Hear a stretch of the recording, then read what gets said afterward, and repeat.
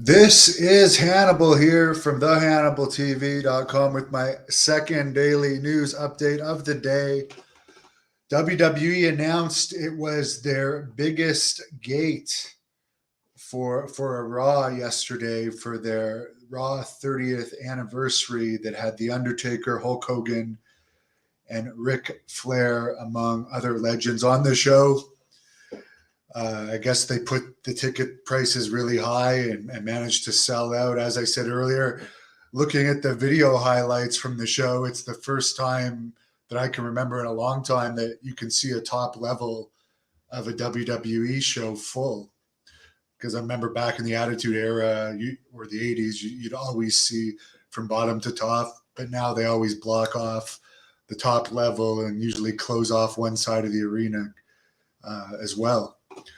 So that goes to show you that there's way more interest in the old guys than there is the current product. They did a 0.7 rating, the best rating they've done in 3 years.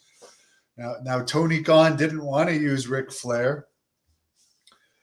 Thought he was too controversial, didn't want to use Hulk Hogan. He said on the record he'll never use Hulk Hogan. But that goes to show you those guys draw, and Kurt Angle was also on there. I mean, these are people, if I was Tony Khan, and as I said, I like him as a person, but he should have used these guys for roles in AEW rather than hire all these nobodies that he keeps hiring because people tune in for them. In other wrestling news, SmackDown last Friday did a 0.55 rating. That was the final number. Rampage did a 0.13 number. I heard Dave Meltzer say Rampage is way down in viewership from a year ago. Now Rampage and NXT pretty much get the same viewership when Rampage was more in the 0.2s last year. I also heard Dave Meltzer say whoever WWE sells to is probably going to be someone that puts Vince in charge of WWE. Some company that's going to be okay with Vince being in charge because he's in charge of the sale, and that's probably what he wants. So that'll probably be part of the deal. Apparently, Mandy Rose told the New York Post that she would have considered taking her fan time account down if WWE had given her notice to do so. So she's gone from bragging about making $1 million in a month to saying she would have considered taking it down. Now keep in mind, I don't know if that $1 million includes the percentage that fan time takes, which I believe is 20 to 30%. And I don't know if her agent takes any, but she's already been out of the news. This is the first time she's been in the news for a while. So anyways, that complicated situation, but you can't have it both ways. You can't work for WWE and have them promote you, then make money taking naked pictures with your boyfriend. When you sign a contract that you have to agree to certain rules in order for them to promote you. That's just the way that it goes. That's the trade-off. In other wrestling news, Mark Brisco, the brother of Jay Brisco, is going to wrestle Jay Lethal on Dynamite from Lexington, Kentucky, this coming Wednesday night.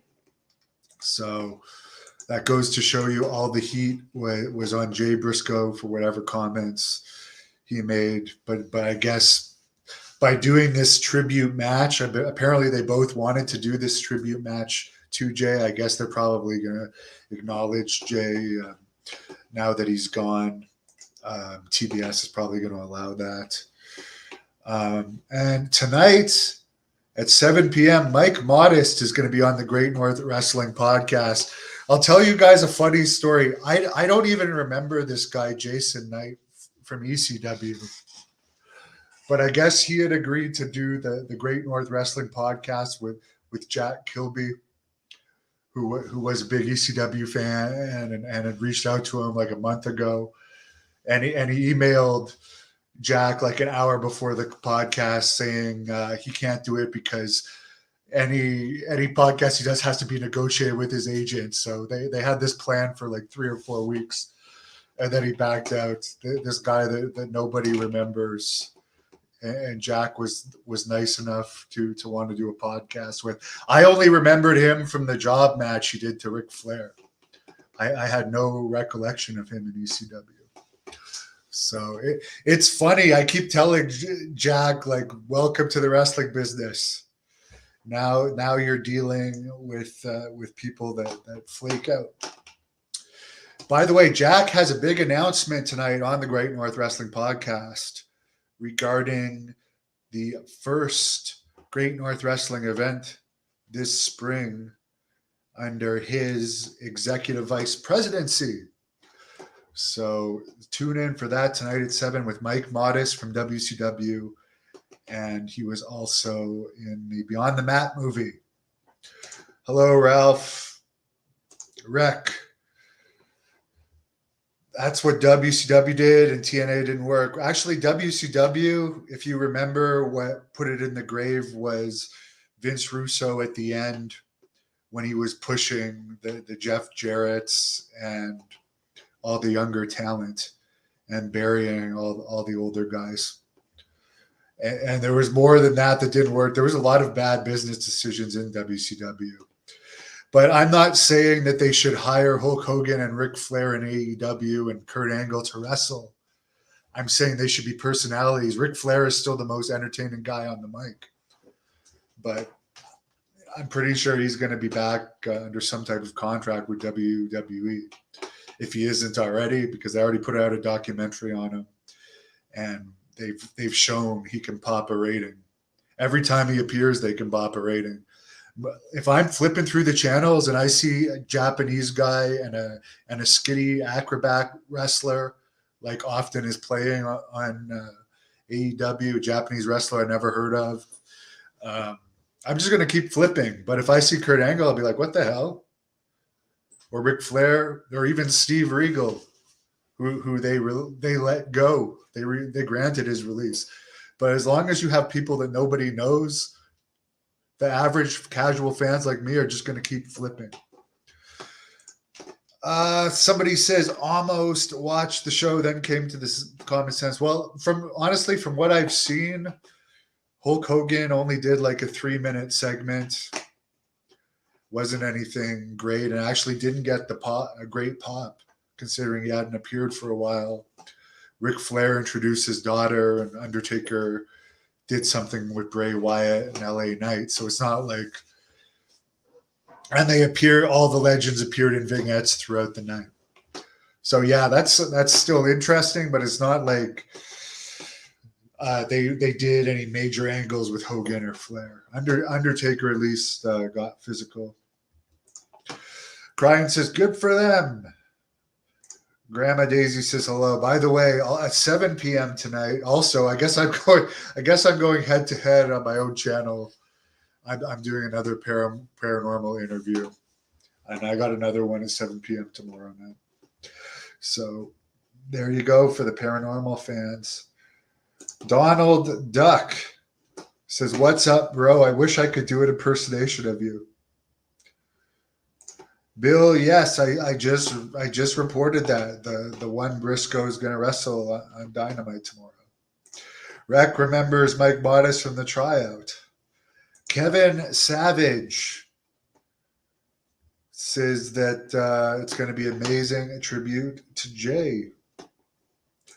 Somebody says the storyline still had to play out. I'm not sure what's that relates to. As far as Billy Graham, I did actually get an update today, and I'll read that to you right now. He might be being transferred to somewhere where he can do rehabilitation, so like transfer from the Mayo Clinic to a nursing home. So that's the latest update. Is he going to be happy in a nursing home? Probably not. He does have a GoFundMe. Whatever happened to The Rock JR? The funny story about The Rock JR, who who actually had, like, back when this channel was a lot smaller, maybe only had 30,000 subscribers. This guy I worked with that's actually a good fighter and had done some wrestling training and was obsessed with The Rock. Came up with this Rock JR character and said, "Could I try it at a show I was going to do in Rockland, Ontario? I believe it was in 2015 or 2016." And he did this promo, and it got like 50,000 hits very quickly. But he got so much negative feedback on the promo that he decided not to do it. So it's too bad, because I would have liked to have seen how the live crowd would have reacted. It would have been really interesting to see how the crowd would have taken to The Rock JR, because it's certainly the promo was very well received. So again, 7 p.m. tonight, there's a Mike Modest interview, and I'm also doing a paranormal interview at 7 p.m. tonight. And check out my PN News interview that I did yesterday. People are saying it was great. Aaron loved the Rock JR promo. It's worth searching up. Rock JR, the Hannibal TV. Search it up on here. I'm heading out for now. Talk to you later. Thank you for watching the Hannibal TV. Please like this video if you enjoyed it, and click the subscribe button to not miss any of our latest shoot interviews, match videos,